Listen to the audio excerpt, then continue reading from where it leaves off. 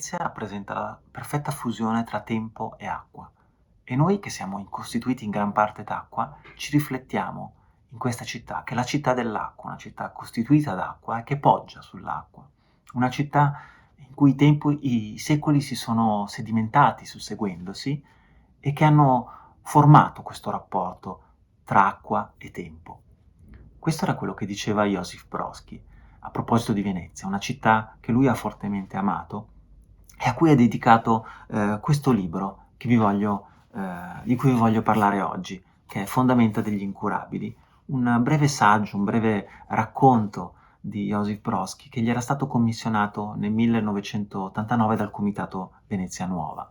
E a questo libro lui aveva dedicato ovviamente la sua passione per Venezia, una città in cui lui andava ogni anno, ogni inverno. Lui odiava Venezia d'estate, odiava le masse di turisti con i pantaloncini corti e e andava quando la sua università negli Stati Uniti chiudeva per le vacanze invernali e lui si regalava questo periodo, per breve periodo di tempo, per se stesso e per questa città di cui era fortemente innamorato.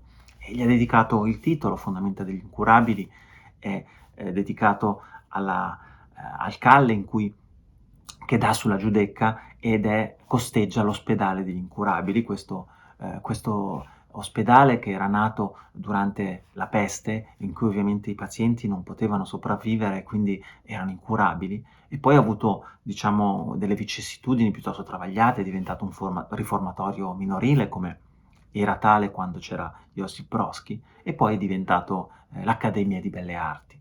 E lì, di fianco all'ospedale, c'è su questo muro che si affaccia sul canale della Giudecca, c'è questa targa commemorativa dedicata a Josip Brodsky con un profilo disegnato dallo stesso Josip Brodsky, il suo profilo, che lo ricorda.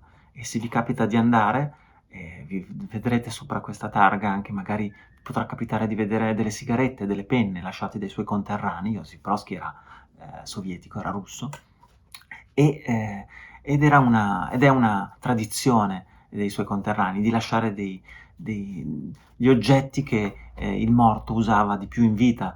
Josip Brodsky era nicotinomane, ma aveva anche sempre delle penne con sé perché scriveva sempre i suoi appunti sui suoi pensieri. E, ed è una tradizione perché questi oggetti lo accompagnino anche nell'aldilà. E questi oggetti ovviamente li troverete anche sulla lapide di Josip Brodsky, che è sempre a Venezia, a San Michele, dove è stato seppellito dopo la morte. E Josip Brodsky, come dicevo, amava fortemente Venezia e la associava alla sua città natale, a Leningrado, per questo rapporto molto, molto intenso, molto stretto con l'acqua. Josip Brodsky è nato a Leningrado nel 1940. In quegli anni c'è stato anche l'assedio, durante la seconda guerra mondiale, l'assedio di Leningrado, quindi i primi anni di vita del poeta sono stati veramente duri. Poi a 16 anni lui ha deciso di lasciare gli studi. Josip Brodsky sarà un autodidatta perché voleva dare una mano, aiutare la sua famiglia che era in forti ristrettezze economiche e prima voleva fare il medico e quindi per un mese ha lavorato in un obitorio. Questa esperienza lo ha segnato profondamente, facendogli decidere di non proseguire questa carriera. E poi ha fatto i lavori più disparati, ha fatto il guardiano di un faro, è andato persino in Siberia per partecipare a spedizioni geologiche, poi ha avuto una crisi nervosa molto molto forte, quindi è tornato a Leningrado e lui già scriveva, a 18 anni già ha cominciato a comporre poesie, era un avidissimo lettore ed era entrato a far parte dell'establishment culturale della sua città e aveva anche conosciuto grandissimi poeti, era diventato anche amico dell'Akhmatova, addirittura quando lei è morta lui ha sofferto molto, molto, molto fortemente, ha sofferto grandemente la perdita di questa sua amica e i suoi lavori ovviamente sono stati anche influenzati dall'Akhmatova stessa, dalla Cetaeva, sono stati influenzati da Rilke, da Kavafis che lui amava fortemente. Però anche i suoi lavori erano anche, diciamo, molto contraddittori, destavano molto l'attenzione delle autorità sovietiche. Addirittura la sua prima esibizione pubblica era stata la lettura di una poesia che aveva destato molto scalpore e lui aveva cominciato anche a essere era stato prima, mandato in un manicomio dalle autorità sovietiche, poi è stato arrestato. E in quel periodo, lui aveva dei problemi perché si era sposato con, una pittrice, aveva avuto una figlia, però, poi c'era stata una separazione, poi lui, come dicevo, è stato arrestato perché, le autorità lo accusavano, di scrivere, di parlare di pornografia e di, scrivere cose sovietiche, e, aveva avuto lì il suo primo attacco di cuore. Josip Brodsky ha sempre sofferto di angina, e questo, anche il suo, la sua vita, il suo dedicarsi molto alle sigarette, all'alcol, al cibo, di certo non lo ha aiutato, e infatti questo sarà anche la causa della sua morte prematura.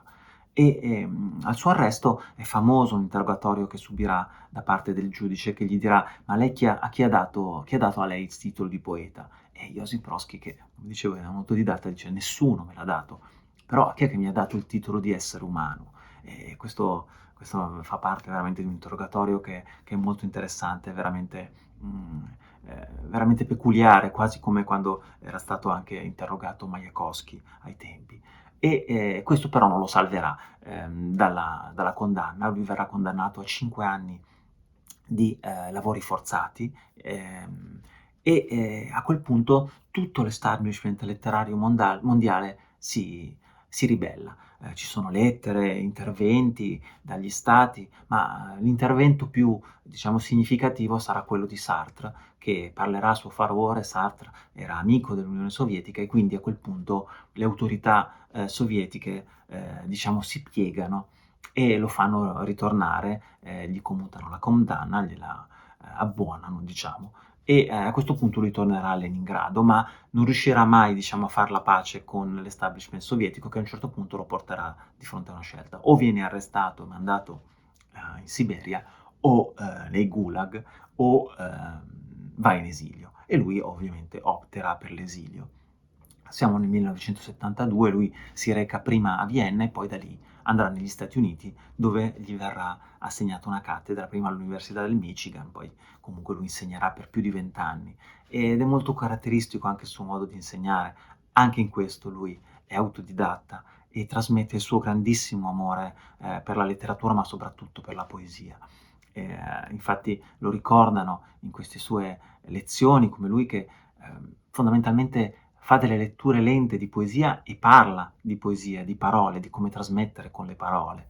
E c'è anche una foto che trasmette questa sua grande, particolarità di lui che, durante una lezione è sdraiato sul palco, ed è veramente interessante anche questo per, andare a esplorare l'anima di Josip Brodsky. Josip Brodsky era anche amico di, ovviamente, di, tantissimi, personaggi della cultura americana, e voglio ricordare Susan Sontag, di cui era, che lo ricorda sempre, anche non solo nei suoi diari, nei suoi ricordi, ma anche quando era vicino alla morte, ne parlava sempre di Josip Brodsky al figlio e ai parenti, ed erano veramente uno dei suoi più grandi amici, insieme a Jasper Johns, un altro amico di cui lei parla molto molto volentieri.